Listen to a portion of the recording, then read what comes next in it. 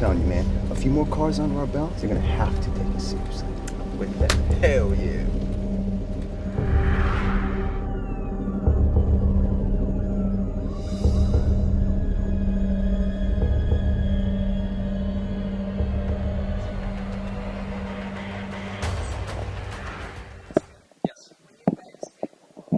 I thought it was amazing. I mean, it's so much fun to play the bad guy. But my job coming into it, I really wanted to, bring different layers to the character. But when I read the character description, I immediately was like, wow, this could be a lot of fun. And then when I went deeper into the script, I realized there's a lot of depth to the character, and I just had fun with him. We had a lot of time on set. Just Caine is such a big character. When you throw the tattoos on and all the jewelry and everything, I mean, it's hard not to just become him. So yeah, it was a lot. It was a lot of fun. I look forward to it when, as soon as I picked up the script, I was like, this is going to be a lot of fun.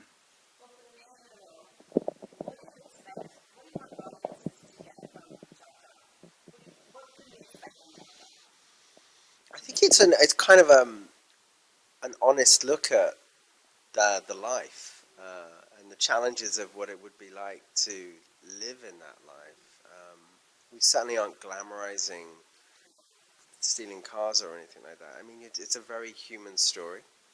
I mean, first and foremost, you want people to be entertained and want to come away saying, well, I really, really enjoyed that.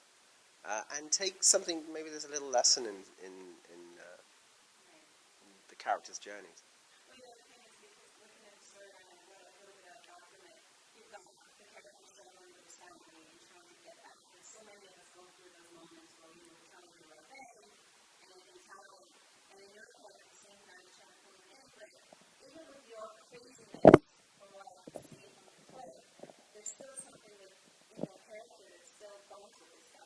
We're best friends.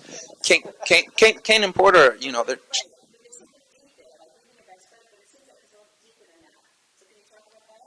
well, for me, Kane and Porter, they grew up together. They were brothers. It wasn't just a friendship. It was family. We we grew up together. We were best friends. We were inseparable when we were younger. But we grew up. We got into trouble. He went down his journey, and then we reconnected when he stepped back out. And I was living. Kane is in the lifestyle, and he does. He's looking out for his friend Porter. He genuinely wants to bring him back in. He understands the situation, but he's not taking into comprehension that Porter can't really live a lifestyle like that. He doesn't matter. He's just trying to bring him back in so we can all party, have a great time.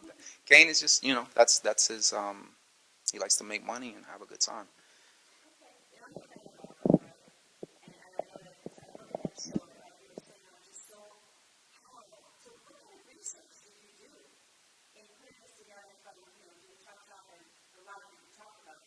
I spent 3 years in prison um, in Chino, just learning about the show.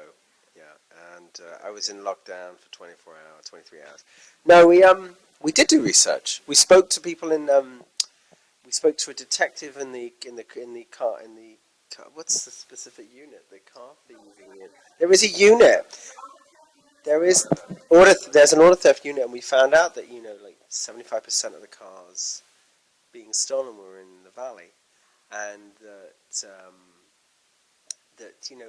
almost like a family business in many respects, and immensely lucrative. And the way that cars get stolen, it wasn't necessarily about stealing really, really expensive cars, but one of the things that we found out was that those soccer mum cars, the middle seat in the soccer mum's car was incredibly valuable, and that there was a they well, because it's the seat that goes missing. It's an expensive thing to.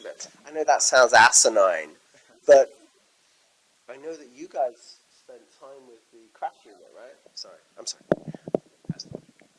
Yeah, Josh and I had done a lot of research before this project started and once it started, and on all the different aspects because we were trying to create kind of a holistic picture of what it's like for these guys. So it's not just about what it's like growing up in East LA on the streets, but it's also Porter spent time in prison, and a lot of these gangs are run from the prisons. So it's about how does Mexican mafia work? How do they play a part in it? How do scrapyards play a part in the chain of, once you steal a car and you want to sell those parts, how does that work? So there was sort of like a, square one kind of research that we had to do just to understand how it functions, and then within that world place these characters in a realistic way. And again, it always comes back to those characters, but you want to position them in a way that's truthful, and so it doesn't ring false, So lots of research, and I had my own car stolen, years ago, and went through that process. Yeah, it's the worst feeling in the world, and then you see how they go about, like who stole my car, and then in my case, they found my car, and it was kind of a Big Lebowski-like process that wasn't so rewarding in terms of my faith in the LAPD. But the guy who stole my car, like he had his own background and his own story about, and you could very clearly find out from just internet records, like, oh, this guy lived the life. So it just happens all the time. Cars are stolen at a remarkable pace, in LA especially. And so to tap into that just seemed natural. It's a natural place to set it. Okay. Well, each one of you, 3 words to describe yourself. What would you say? Each one of you, 3 words.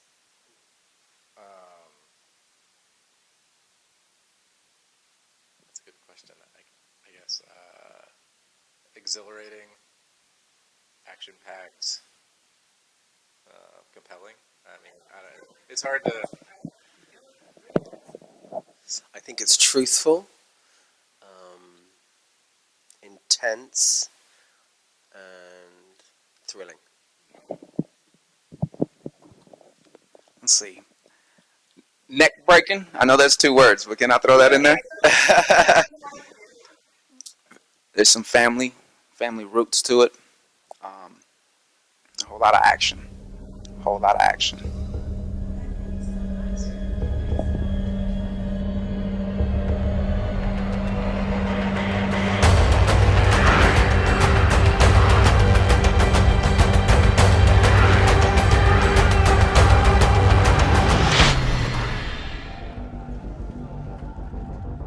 You got no idea what you just started.